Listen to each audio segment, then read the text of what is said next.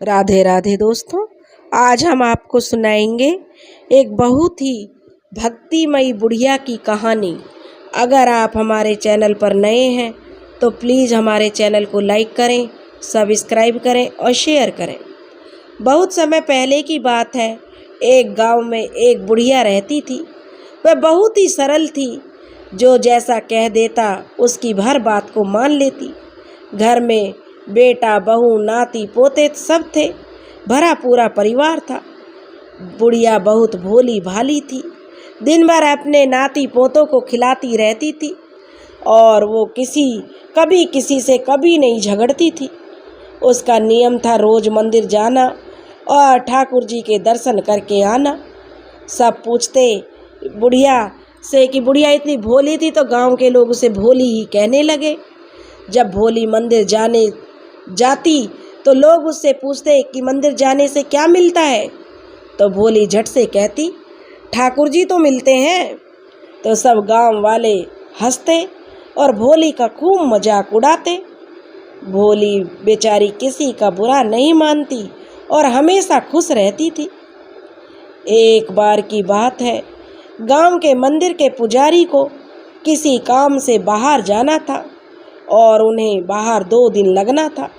इसलिए उन्होंने भोली माई से कहा, माई मुझे किसी काम से बाहर जाना है।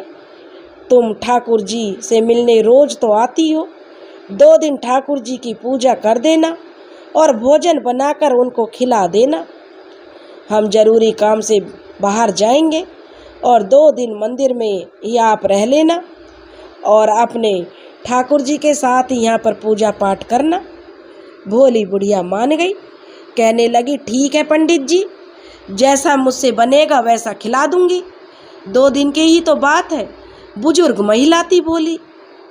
सब लोग भोली कहते थे, जैसी थी वह सीधी सादी थी, भी बहुत भोली। ठाकुर जी की बात थी तो भोली बेचारी कैसे मना करती, मान गई।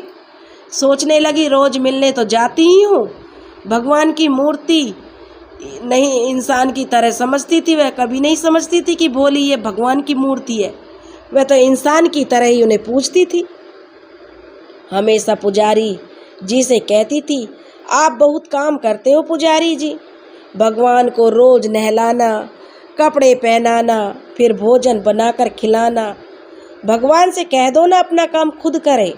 दिन भर सजे हुए बैठे रहते हैं।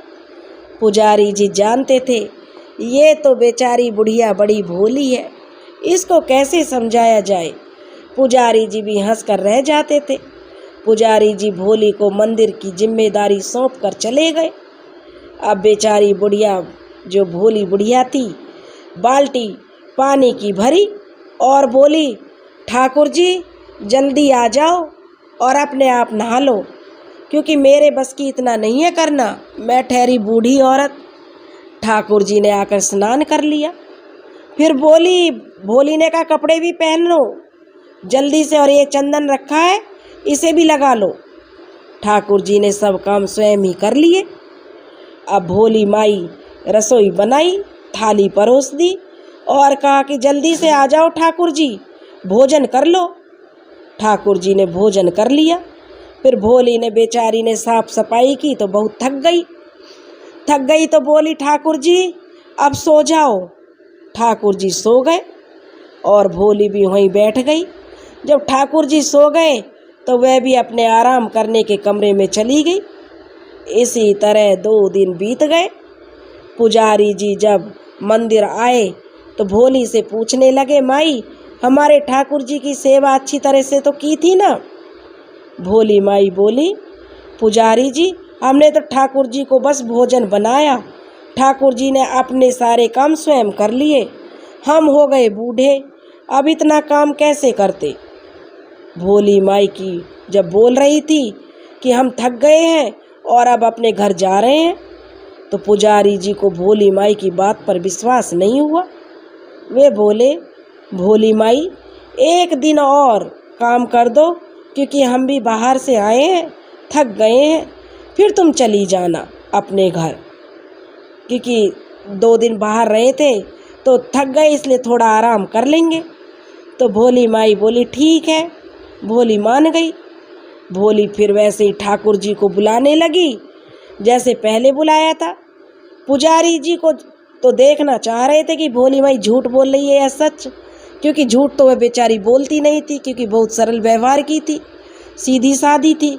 इसलिए ठाकुर जी ने पुजारी जी ने यह योजना बनाई थी कि देखे भोली माई किसको बुलाती है।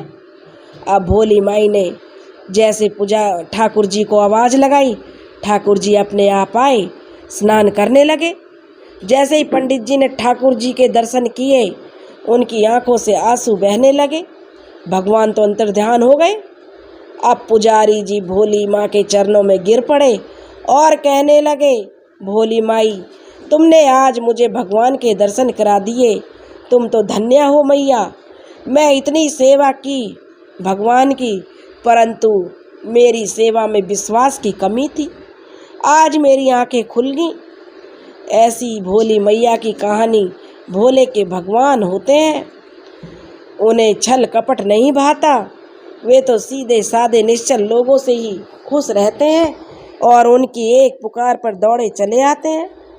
हे ठाकुर जी, जैसे आप भोली माँ के एक बुलावे पर आ गए, ऐसे ही जो यह कथा कह रहे हैं और जो यह कथा सुन रहे हैं, उनकी भी पुकार सुनना और उनके बुलावे पर भी चले आना। दोस्तों, अगर आपको हमारी कहानी पसंद आई हो तो प्लीज़ हमारे चैनल को लाइक करें, सब्सक्राइब करें और शेयर करें। राधे राधे।